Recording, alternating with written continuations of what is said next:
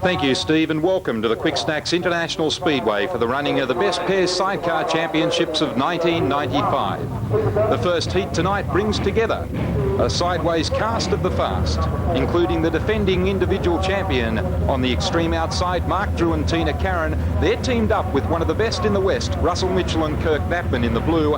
Then we've got Copy and Gilbert in the red, and Martin and Sorensen from Queensland also in the white helmet colour.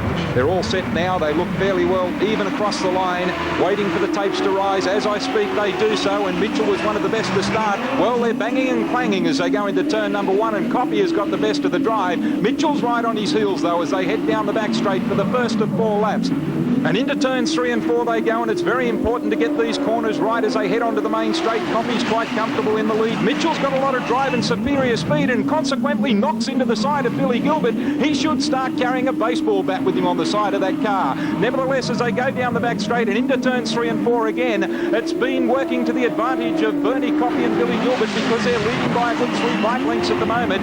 And Mark Drew and Tina Karen, the other West Australian combination, are now ahead of Vic Martin and Steve Sorensen. Sorensen on screen as we pan towards our race leader at the moment, and it's Bernie Copy and Billy Gilbert. They're under a little bit of pressure with 1 more lap to go, as Russell Mitchell and Kirk Bapman are now snapping at their heels down through turns 1 and 2, and it's very important to get the line right down this back straight. You can see that Russell Mitchell got better drive, but he was going too far fast into that corner turn 3. That's worked to the advantage of Copy and Gilbert. They'll take the win ahead of Mitchell and Knappman, and Drew and Karen back in 3rd placing. Well, because this is Best Pair Championship, that means that Queensland has scored 3 points to Western Australia's 3 points also. 2 points for second and 1 for third.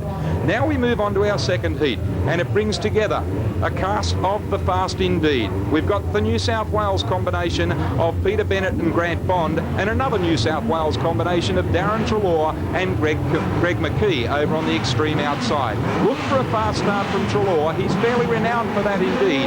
As now the tapes are set, ready to rise, and away they go. Well, Treloar's got the worst start there, and that's handed the race lead at this early stage over to Grant Bond. Look at Treloar driving around the outside of Peter Bennett and Mark Cameron. They've now got better drive on the inside. Treloar's coming in. Oh, too fast indeed. He had nowhere to go at all, and he's pitched both he and his passenger John Ellum over onto their backsides right on the trackside in no uncertain terms. Well, Treloar's up and walking away. It looked like Ellum there. Let's look at the replay now. You can see that Treloar got a little bit sideways out in all the rough stuff on the outside of the corner. Now he gets drive and picks himself up a lot of speed as he went into that turns 3 and 4 and had nowhere to go except into the side of Peter Bennett.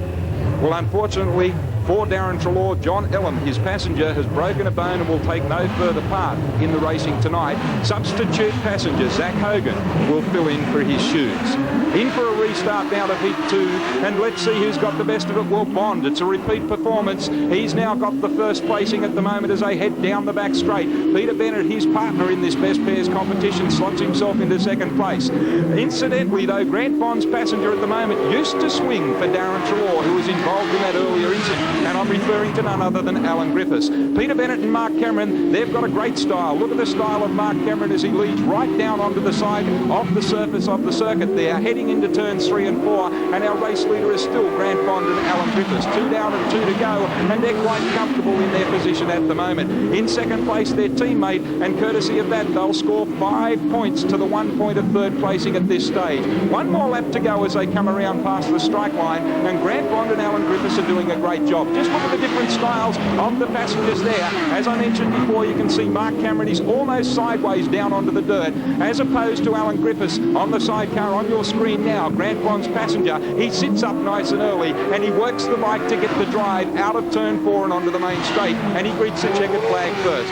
Bennett in 2nd, and Greg McKee, the other New South Welshman, is in 3rd placing. Courtesy of that, the pairing of Bond and Bennett received 5 valuable maximum points. Onto our 3rd heat, the man on screen, or temporarily anyway, in the red helmet colour is Bernie Copy. Andrew Mcclain in blue, Vic Martin in the 3 in the white, and John Pitt from New South Wales on the extreme outside in the yellow from 4. We've already seen Copy take a comprehensive win tonight, and he's got a good start again this time around. Copy it is that leads at the moment. Who's that on the extreme inside that's getting... Oh, the passenger has lost his footing there. Now, that was his teammate, Vic Martin, and the passenger, Steve Sorensen, was almost off the side of the bike there. But that's allowed John Pitt to slot up into second place behind the Queenslander that's leading, and that's Bernie Coppy and Billy Gilbert. So our race positions at the moment, race leader is Bernie Coppy and Billy Gilbert. Then we've got John Pitt and Dave Scobie from New South Wales, Vic Martin and Steve Sorensen in third placing, and Mcclain from Tasmania at the rear of the field. Race leader Coppy leads the field by about 5 bike lengths as they cross the strike line. 2 down and 2 to go, and it looks like he's going to take yet again another comfortable win. John Pitt is under a fair amount of pressure though from the Queenslanders, and as I speak they've tailed off with not getting the drive that they required out of turn 2 and on down the back straight. But nevertheless, Coppy, he's still our race leader with 1 lap to go. It looks like he'll take second place in rather comfortable fashion after being pressured all the way throughout the race until the last lap anyway by the fellow Queenslander of Vic Martin and Steve Sorensen. A great win for Coppy though. He takes the checkers in first, Pitt in second, Martin in third, and Andrew Mcclain from Tasmania, after travelling all the way across Bass Strait and up the east coast, failed to finish with mechanical problems. The scene is set for a championship battle right down to the